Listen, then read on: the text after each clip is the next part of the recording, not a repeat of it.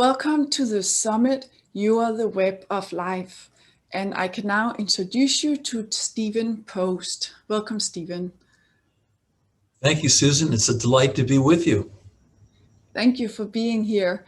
And you are a professor, you have a PhD in philosophy and religion. And you're an author, you've written some books, and we're going to be talking about this book today, God and Love on Route 80, The Hidden Mysteries of the Human Connectedness. And also, you are the founder of the Institute for Research on Unlimited Love. And I know you're all about the golden rule and kindness and giving. So I'm excited to talk about that today and the web of life. It seems like there's this web, synchronicities, and we're all connected. And that's also what your book is about.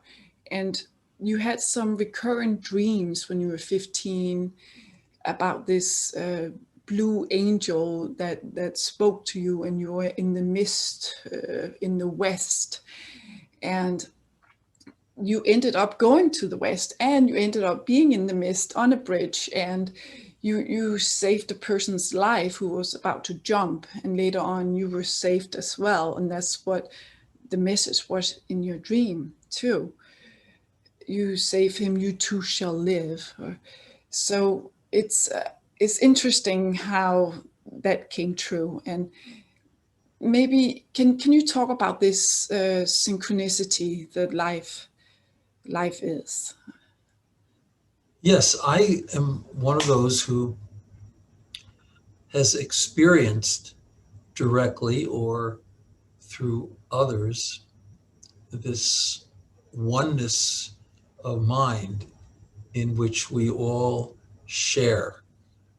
And that oneness explains intuitions, um, unexpected creativity, um, premonitions, certain guiding dreams, and many other such phenomena, so that the idea of our minds as being blocked off, as being purely derived from matter, from cells, from tissue, from brain, I think doesn't really work, because there are too many of us who have had these uncanny experiences of connectedness, as if in answer to a prayer or to a meditation. And we can't explain them in terms of normal cause and effect. But as soon as we begin to realize that there is this cherishing one mind, Ralph Waldo Emerson called it the oversoul, this cherishing one mind that can bring us together at the right moment, at the right place, in the right way, at the right time, that really is beyond uh, materialism, and indicates that we are something much more mysterious in our connectivity than we sometimes realize, especially in an environment that is so heavily materialistic. Yeah, yeah. So it's like there's this one mind underlying everything or manifesting everything, and that's why these synchronicities that we sometimes happen to experience or we notice. Yes, and sometimes they just grab hold of us in our lives to shake us up from our sleep. And that's what happened to me when I was a young 15-year-old kid, reading a lot of the Upanishads and Emerson's Oversoul up in New Hampshire at a high school there. And I had a dream that changed my life and explains pretty much everything I'm doing, even today, as I've grown older. Yeah. So, so, so, yeah, when you were 15, you had that dream, and a lot of synchronicities took you to the West. And there, it happened to come true that you saw this person in the mist and was about to jump, and you saved him from jumping. And later on you were on this crazy motorcycle ride, and you really thought you were going to die, but you didn't. Obviously, you're here. So Well, that's right. And you know, in the dream, this feminine voice that seemed to be an angel, uh, a blue angel, said, "If you save him, you too shall live." I was able to save a young guy who was about to jump off the San Francisco Bay Bridge. This is in the summer of 1969, and I'm on my way up to Reed College in Oregon. And when I got up to Reed, uh, in January of what would have been 1970, I was sitting in the coffee shop, and it was late at night. It was about 9 o'clock at night, and in bounded this fellow named Andy, who looked a little crazed. He had a motorcycle jacket on. His expression was really on the wild side, and he screamed out, "Who wants to go for a ride on my new Harley Davidson Shovelhead? It's the fastest motorcycle in the world." And I, like a fool, said, "I'll go." And I went out there. It was a little slushy. It wasn't snowy, but it was slushy. It was raining. And I jumped on this bike, not knowing this fellow. And he just took off through Portland, through the stop signs and the red lights, and hit 180 very quickly, went down on the Pacific Coast Highway for an hour. He was screaming into the night, looking up into the rain, and I was crying. I just understood I was not going to make it through this. He was slipping and sliding, and it was just so scary. And I begged him to let me off, and he wouldn't do it. But then he did a crazy U-turn over the Midway and brought me back to exactly where he'd picked me up in front of the coffee house at Reed. And I staggered across the bridge to, there was a ravine with a bridge. And I went into my dorm, and just as I crossed the threshold, the payphone rang. They had payphones in those days, which I never answered, but I felt almost pushed to pick it up. And I did. I said, "Hello." Now, mind you, at this point, it's 11 at night Pacific time, so it's 2 in the morning in New York. And it's my mother, and she says, "Oh my God, Stevie, you're alive." I woke up, I had this terrible, fearful dream. I was sweating. I thought you were dead. Are you okay? And I said, "Well, Mom, I'm okay, but barely, because I thought I was dead too." And I explained this to her, and we realized at that point, you know, this is the mother-son connection, I suppose, that we had something between us that was not understandable in purely physical terms, that there was this sort of domain of connectivity and love and one mind, so that even though she was 3,000 miles away, she knew what was going on with me, at least at some level. And that's what I mean by one mind, that we're much more connected than we know. yeah, yeah, and that's incredible. And it's almost like, how can we know about this connectedness more? Like your mom knew about you, that something wasn't right. And is it like listening to our hearts, or how do we tune in? That's really a great question, because a lot of people don't tune in. There are researchers, Sheldrake and Larry Dossey and many others, who write a lot about the one mind and how it makes sense from the perspective of quantum physics. But for the everyday person, and I'm the everyday person, it really comes from personal experience. Um, I love the story of W.H. Auden, which is in the book. I think it's page 142. A poet, and he was at Oxford. People just adored him. They flocked to him in all the coffee shops and chapels. He was sitting with some friends, and they weren't terribly close friends, but all of a sudden he felt invaded by some kind of energy that didn't come from him. It came from outside of him. And it just changed the complexion of his whole experience. Suddenly, these people felt like they were infinitely valuable, that they were really cherished, and that he was to cherish them. And it's a beautiful statement, because he speaks about, again, not being able to resist this experience. Um, he was consenting to it, but not really. It just kind of came into his life.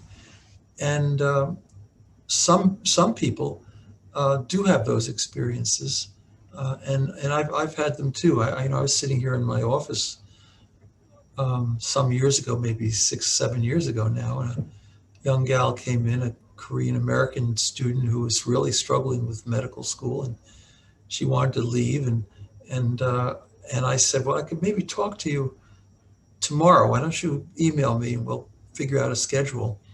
But she said, no, I have to talk to you now. And then I just felt this energy, and I turned around over, I looked over my shoulder. I didn't see anything, of course, but I just felt this energy, and it was warm and it was loving.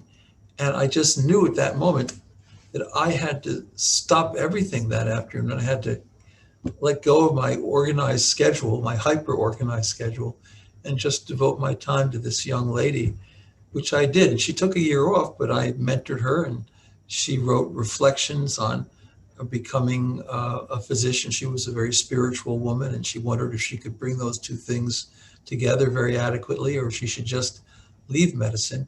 And in the end, she came along, and she's now practicing very successfully and is married and very happy. But I would not have given her that time and energy over that year if I had not had this invasion, this feeling of being invaded. And it wasn't that different than when I walked into Ackerman Dormitory at Reed College and the phone rang that night. It was just as though somehow there was an energy that was beyond me. It wasn't my energy, it was the energy that made me and made us all, is what I would say. Yeah. Yeah. And this energy, we all energy, and it transforms all the time, and it's like this web of life. It's all interconnected, all this energy, and it's like, it's almost like we don't have to do anything for that to happen. It's just happening, and then maybe we can notice a lot of things are interconnected and such, which they always are, and if we notice them or not. But it's just it's interesting. I like the way you use the word notice. Larry Dossey, in his wonderful book called One Mind, and I'm a great admirer of Larry and a friend, and I've known him since, oh my goodness, about 1991 at a conference in Washington, D.C. I actually helped introduce him to Sir John Templeton. Uh, but, he uses the word noticer. You have to be a noticer. You have to just pick up on things. Now, not everything is synchronicity. There are a lot of things that are just pure happenstance and are not that significant. But I think most of us, at certain points, especially when we feel a bit of a desperate detour and we're asking the universe for guidance and help, oftentimes that will come in an uncanny way. Carl Jung, who wrote a book called Synchronicity, called this experience uncaused causality. So not normal cause and effect, because it's too crazy to be normal cause and effect. But somehow there's a higher causality that's integrating us with others in our moment of need. And so I've had that experience lots of times. I mean, in the book is about 12 of these experiences. One of the funny ones was when I'd been in Ann Arbor, Michigan. I was a postdoc at the University of Michigan, and I had a job at Fordham in philosophy. It just come my way. So we drove, my wife, my little daughter, who was 2 years old. We drove to Tarrytown, New York. We got across the Tappan Zee Bridge. I was able to rent an apartment, but it cost me like $6,000 to rent a one-bedroom apartment in Tarrytown, with a month's down payment, just because it was so expensive compared to the Midwest. I was completely flat broke.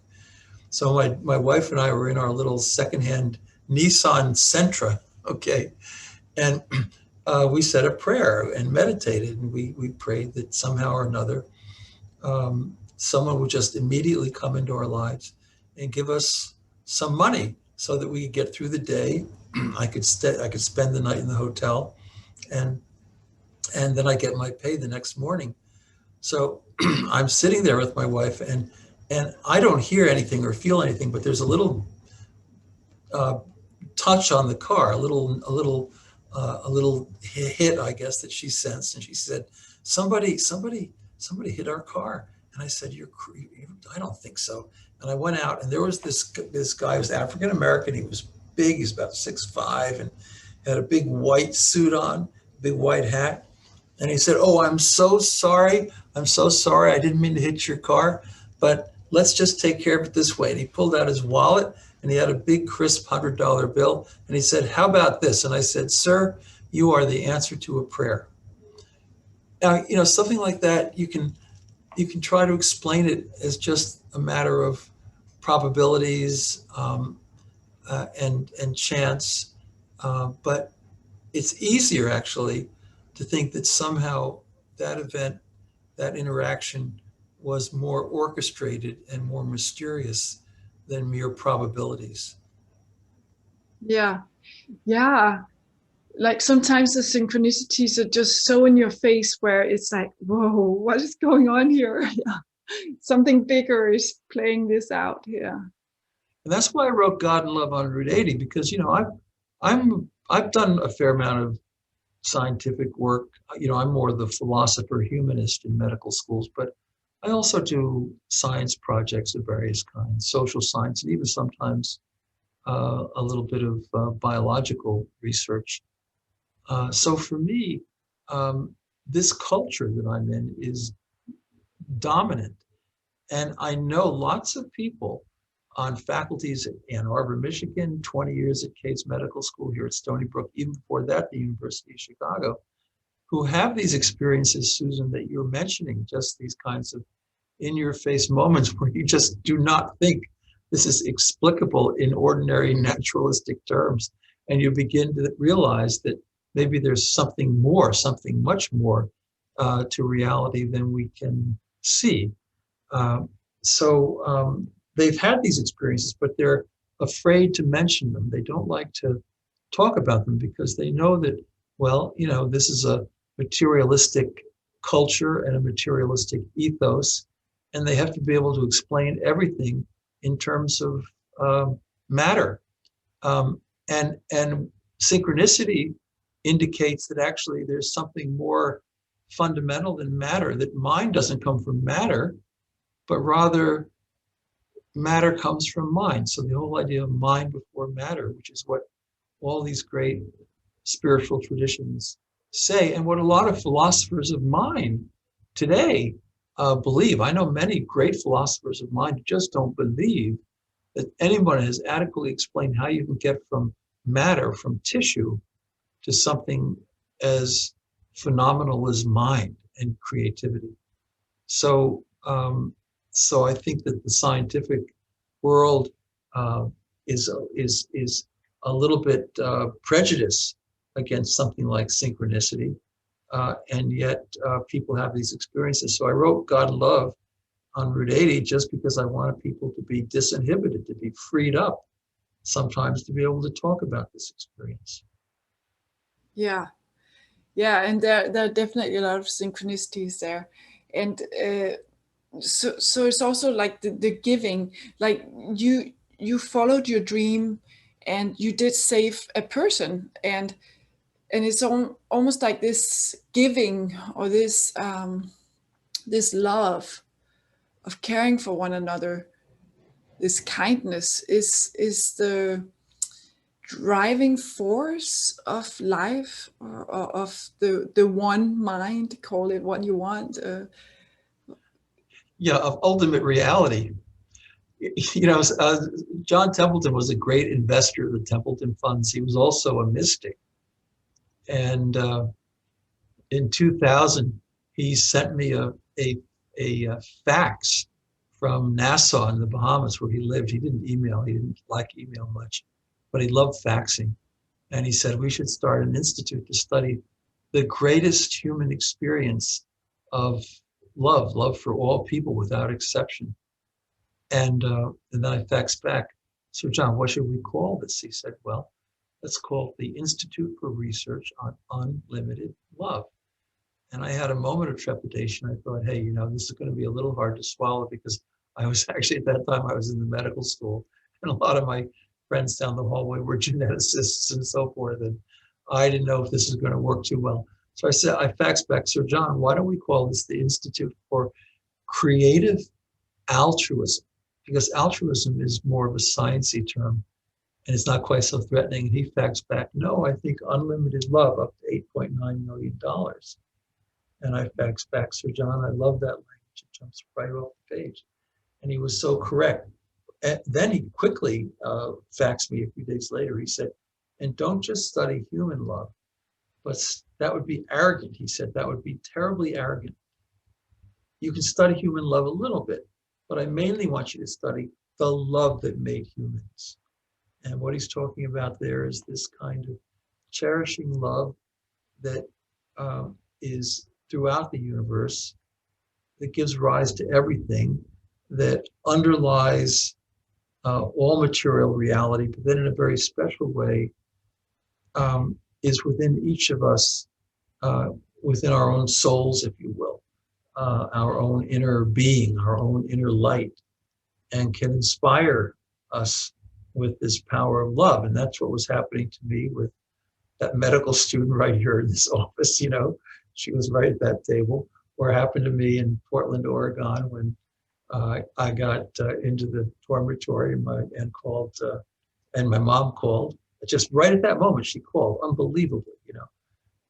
So that's what we're talking about, is something that goes beyond the everyday, but is really quite real. Yeah. Yeah. And that unlimited love, it is, it's like you can rest in that. It's oftentimes we want the mind to understand, and the mind wants to be in control, and what we learned and our conditioning, but it's like, no, listen to the love. Listen deeply to that love, and let that guide you. Yeah, and there are ways to do that. I think most of the great spiritual traditions have techniques that allow this experience to happen at least more readily in certain numbers of people. I get up in the morning. I've been this way since I was a high schooler. I get up this morning I was up at 4, but I usually get up about 4:30 and, just clean up a little bit. But by 5 o'clock, I'm quietly meditating. If it's nice weather out, which it is right now in the summer, I've got a window open so I can hear the birds and maybe the breeze blowing. Isn't it interesting how we seek inner peace through meditation and prayer, but at the same time, we hope that we can just hear a little bit of nature and have this sort of wonderful cherishing of the natural world as an expression of this same immense creativity, the gift of nature, if you will. So I meditate, and I do have some special techniques that I work at. For example, I envision the people I'm likely to meet over the course of the day. I have a right here. I have actually a book schedule, and it's full every day, because I do direct a program here, and it doesn't let me get too much free time. But I know pretty much the main people I'm going to encounter, and so I envision what manifestation of love I think they need. Maybe somebody's stuck because they haven't been able to create much or write much or do the scientific breakthrough that they wanted. So they need some help with creativity. Oh, there's someone calling you there. Not anymore.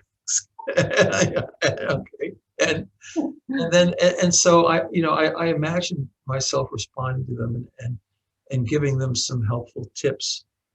Somebody else might just have uh, lost a child, for example, to a drug overdose. This happens around New York and a lot of places, and they're totally uh, hurt by it. And you know they need compassion, so I'm going to see them at 11. They'll come in here, and I know how I want to interact with them. I want to be gentle. I want to have a gentle curiosity and be affirming, but mainly be just a good listener and be present.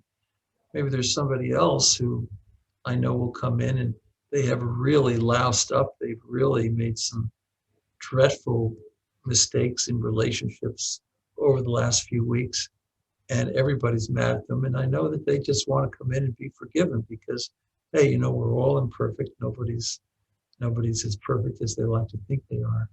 So, I just think about what people need and what they want, and what expressions of love are important, because love itself is a really big word, and people get confused. Is it love of chocolate, love of designer jeans, And so for me, love, and I borrow this from a famous psychiatrist at the University of Chicago. I'm kind of a huge Chicago product, Harry Stack Sullivan.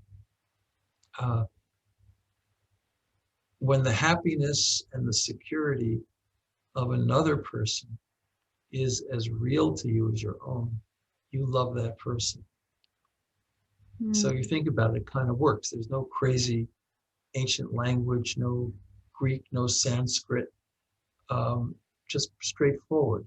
When the happiness and security of another person is as real to you as your own, you love that person. Sometimes it's more real to you than your own, but I think self-love is really important, the right kind of self-love.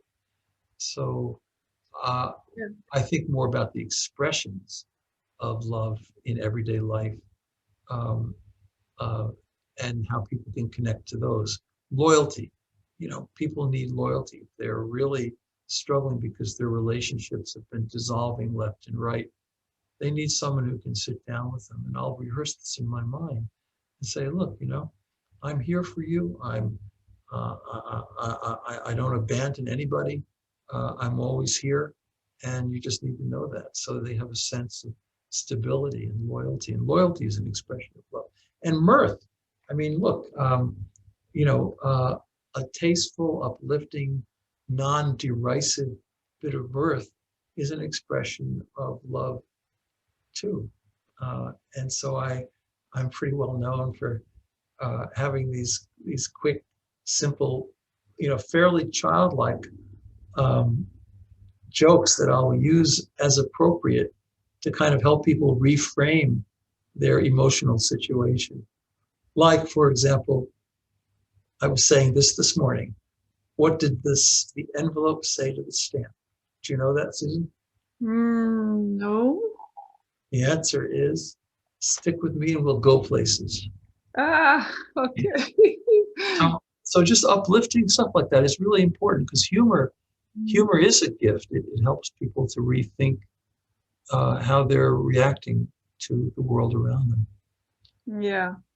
Yeah, and it also sounds like it's about service. We are in service to one another and cherishing others, and it's almost like when you forget yourself, that's when you're happy. And you make other people happy too. So it's like a win-win. Well, it is. So I wrote this book with with Jill Niemark, who's a very well-known popular science writer, called Why Good Things Happen to Good People, How to Live a Healthier, Happier, Longer Life with a Simple Act of Giving. When you're giving, you do forget the self and the problems of the self. And this isn't just for people in the easy moments of life. All the science indicates that certain things happen to us in the journey that are really, really difficult to manage. I mean, we just can't believe that somebody did what they did 5 years ago and it completely reshaped the direction of our lives. If only they hadn't said that or done that or whatever. And it's very hard to forgive them.